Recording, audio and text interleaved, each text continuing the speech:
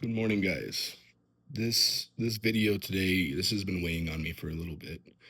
And before we get into kind of what I'm wanting to do with this video and what my purpose is, I want to kind of highlight a recent video that came up with the Trump administration, specifically with Kristi Noem, in a Senate hearing discussing what habeas corpus is. Here's the video.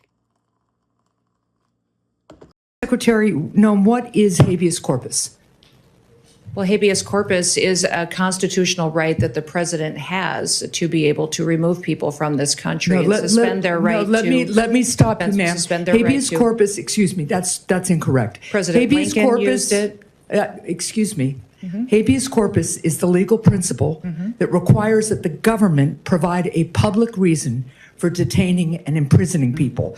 If not for that protection, the government could simply arrest people, including American citizens, and hold them indefinitely for no reason. Habeas corpus is the foundational right that separates free societies like America from police states like North Korea.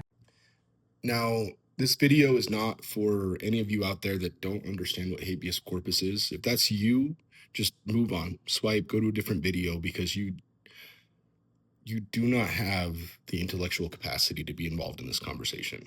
If you don't understand our basic constitutional rights, then just swipe, move on, or jump in the comments and give me a little bit of engagement. That would help. It would get this out there. But you're not intellectually positioned to have this conversation. This is our Secretary of Homeland Security arguing that habeas corpus gives the president the right to deport who he wants just because he wants to. It is the exact opposite of what habeas corpus is.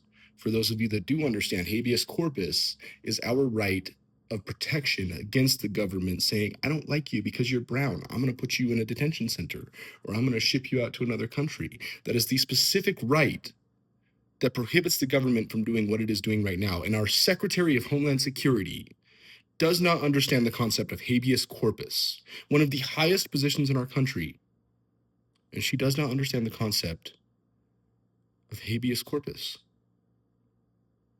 So, to my main point, I am drawn back to the Federalist Papers that Hamilton, James Madison, and John Jay wrote during the establishment and ratification of our Constitution. And we live in a very, very different society today, but this is important. Today, we live in a society ruled by social media. We live in a society that is quantified and recorded, and it is not just one person writing. It is all of us. And it is time for us to defend the Constitution. It's high time the Federalist Papers come back. So, whether that is you posting and using the hashtag the new Federalist Papers, or if you're not wanting to post, email what you've got to tommymosspoetry@gmail.com, and I'll add it to my collection, and we can put it under a pen name, whatever we need to do. But it is high time that we start using our voices to defend the Constitution, to defend our democracy. So if you feel like me, check out my YouTube video about habeas corpus and what spawned all this, and start writing. Put your words down. Use them to defend our democracy and our Constitution. It's about the most American thing you can do.